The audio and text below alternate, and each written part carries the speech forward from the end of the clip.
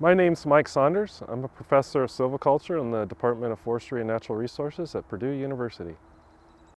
So a fire takes three components to get started.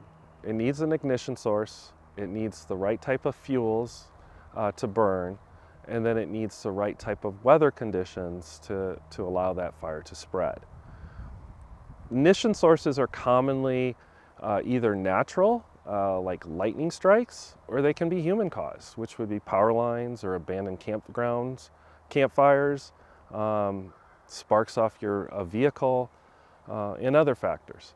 The fuels are what we see on the ground right here. It's the dry litter leaves, the large dead material on the ground, and that fuel has to be dried out sufficiently for the fire to catch. And then the last component is the right type of weather.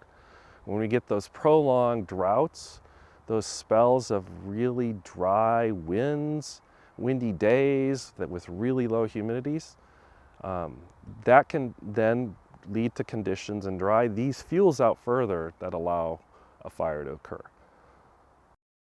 So digital forestry is taking all of these really state-of-the-art technologies such as drones and artificial intelligence and remote sensing and satellite imagery, and allowing us to basically measure the forest and vegetation across the earth at resolutions in detail that we've never been able to do before, where we can actually model what the forest looks like on the ground in the computer, create a digital twin per se of this forest.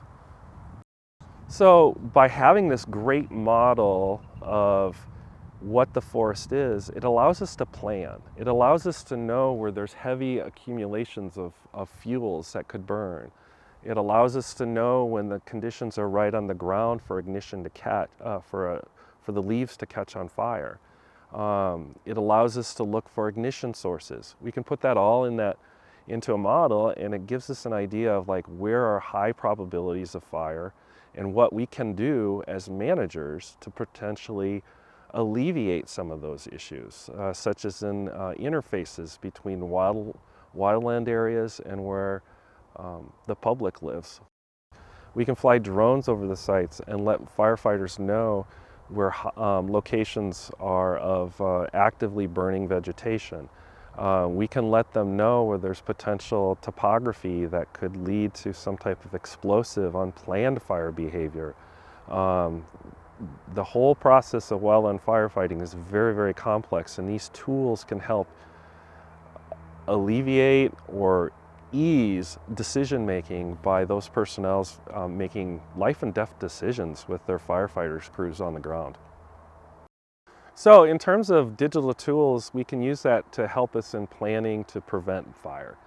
By knowing where all this large coarse-woody debris is on the ground, by knowing where the fine fuels are, these leaves on the ground, we can basically understand how fire might move through this ecosystem. And we'd be able to then take steps to, on the management sides, to reduce the probability of fire moving through this ecosystem by either removing some of these fuels or doing other activities such as controlled burning to reduce the amount of fuels in a site.